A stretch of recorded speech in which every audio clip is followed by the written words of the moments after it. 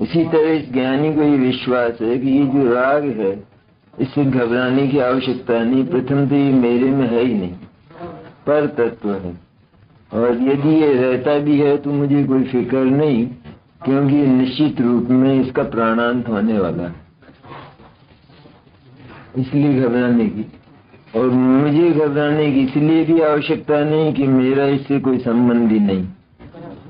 मैं तो एक चिन्ह मात्र हूँ, शुद्ध तत्व हूँ, सर्वोच्च हूँ। इस तरह अपने को मानता हुआ भीतर से सुख रूप परिणमन करता है, और दुख रूप भी परिणमन होता है। सुख और दुख दोनों रूप परिणमन होता है। भीतर से सुख रूप परिणमित होता है। सुख रूप में जितना राग था और मिथ्या दर्शन था तो उतना चला गया, तो उतनी जगह खाली हुई कि नहीं? तो जगह खाली थोड़ी रहेगी, शुद्ध पर्याय से भर गई, तो उतना शुद्ध अंश चारित्र में, और शेष रागादि रूप अशुद्ध अंश इस चारित्र की पर्याय में चलता है।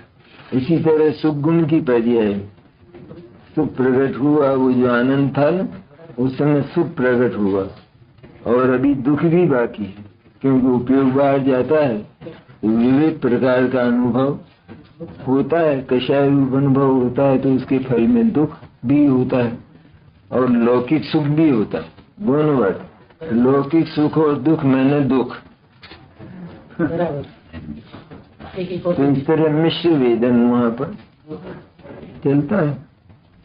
मैंने उतना सुख तो हो ही गया ना सदा के लिए, जो स्वानुभूति में प्रकट हुआ था वो सुख तो सदा के लिए हो गया, और अब जो दुख बाकी है उसी में से टूटता जा रहा है, उसी में से क्षीण होता है, पुनः पुनः आत्मा की ओर जाता है जैसी इसकी शक्ति है उस तरह। तो दुख टूटता है, कषाय टूटती है, राग टूटता है, राग का फल दुख है तो वो टूटता है। इस तरह राग टूटकर वीतरागता का जन्म चारित्र में, और उधर दुख टूटकर सुख का जन्म, दोनों बढ़ते जाते हैं। ये निर्जरा जिसे कहते हैं, शुद्धता में वृद्धि।